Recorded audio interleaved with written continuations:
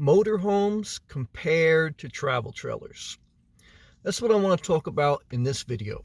If you're someone who is thinking about selling your house, letting your lease expire, you're a retiree, or you're a young person, middle-aged person like myself, and you are ready to try the nomadic life. You want to not just go camping, but you want to live full-time in your vehicle, full-time on the road, which I have for 3 years. For 3 years, I've lived out of my Jeep Renegade. I started in New Jersey. I traveled up and down the East Coast, and I kind of made a home base in Florida.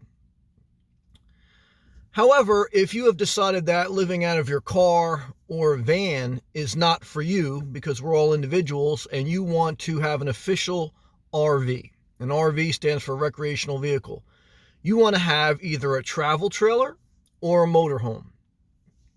So let's compare the two, okay? Because there's very much a different lifestyle that's created around the two. There's different expenses and there's different things that you must consider when evaluating.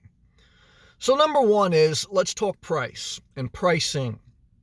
Because like anything in life, that's a big factor of life. That's one thing to evaluate. So what you'll notice is that travel trailers on average cost less than motorhomes. However, a travel trailer also means that you need to have a tow vehicle. So if you don't have a tow vehicle, and if you add the price of getting a tow vehicle and the travel trailer, it can end up very close to the price of a motorhome. Because a travel trailer is two things. A motorhome is one thing. A travel trailer is the trailer itself, and then the tow vehicle, and then there's a hitch that you're towing this thing around. Two things kind of moving together. And the motorhome is you have everything and just basically like a big van, but it has full utility hookups and full amenities. So when you add the fact that you're going to need a tow vehicle and add the fact of a travel trailer, you have to really understand that that's a complete thing. So, example, the cheapest travel trailer on average that has full utility hookups, etc., is somewhere between $10,000 to $20,000 brand new. We're talking about new here. And there's some cheaper ones that if you find custom made that have bare bones. But let's just say you wanted to buy a generic, commonly found travel trailer with a commonly sold one at one of these RV dealerships. You're going to spend for a brand new one at the lowest level between $10,000 and $20,000. And then you're going to need a tow vehicle. If you don't have a tow vehicle, and let's just say you're going to buy new, you're going to buy a truck or SUV, you're probably going to spend somewhere between $25,000 to $35,000. So, if you took $30,000 and you took $15,000, $30,000 for the vehicle, $15,000 for the travel trailer, right there you're at $45,000 total. Okay.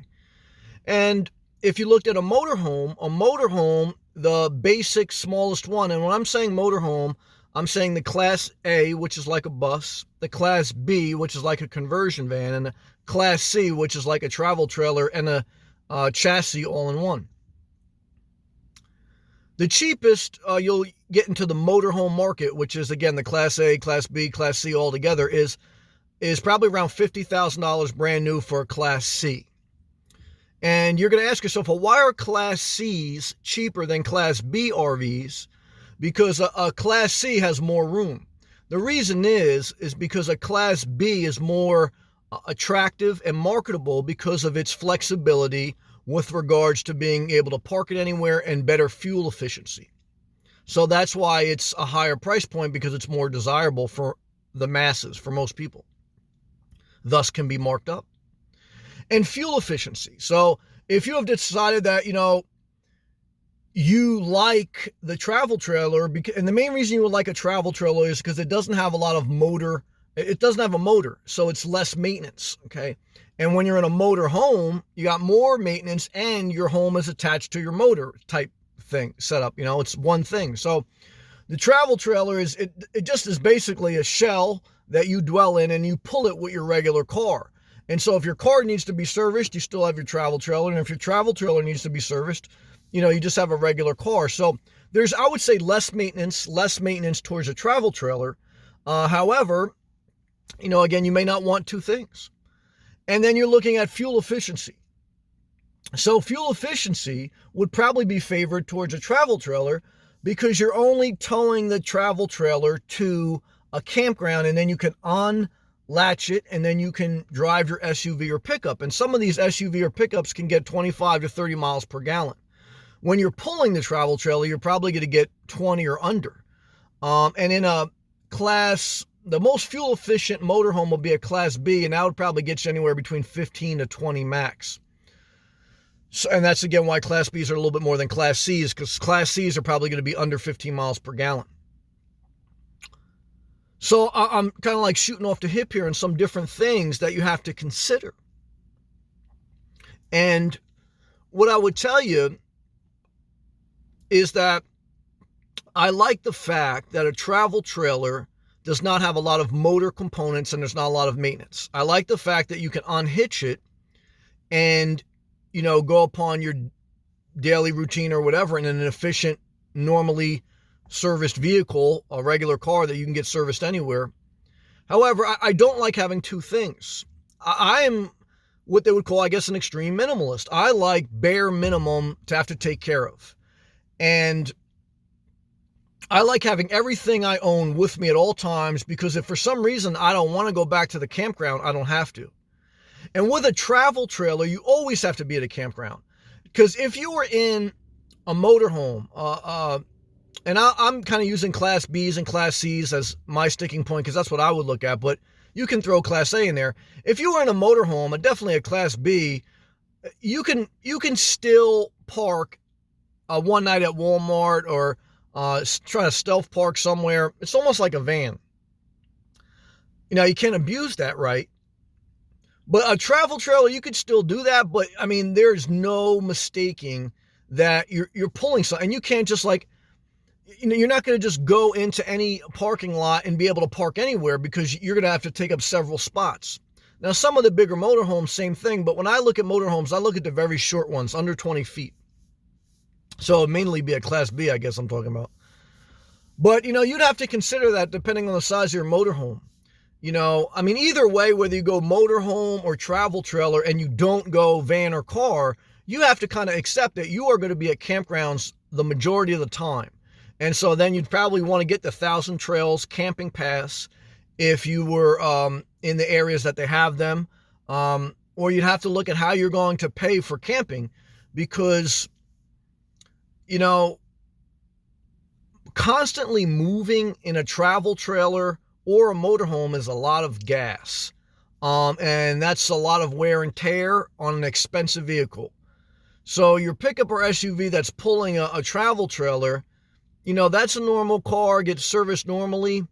But, there's probably a little bit more favorability to driving that as far as efficiency. But a motorhome, that's burning up a lot of gas. And that's not, in some instances, not serviced just anywhere. You have to go to RV dealership. So, if you were just traveling nonstop, in one sense, you do better in just a regular van. But if you wanted to get an official motorhome, you'd be better in a Class B. You would, in my opinion. And again, that's why they cost more than Class Cs, because they're that attractive. Because you have a little bit of more flexibility on where you can park, and you don't have to go to a campground. It's a conversion van is what it is. But, there's more than meets the eye when you start to tear layers upon. I don't want to ramble on too much in this video, but as I ramble, you can start to chew up in your own mind how you envision the nomadic life and the pros and cons. Because just because a travel trailer is cheaper and doesn't have a motor, it's more of a pain in the butt because you got to tow it. And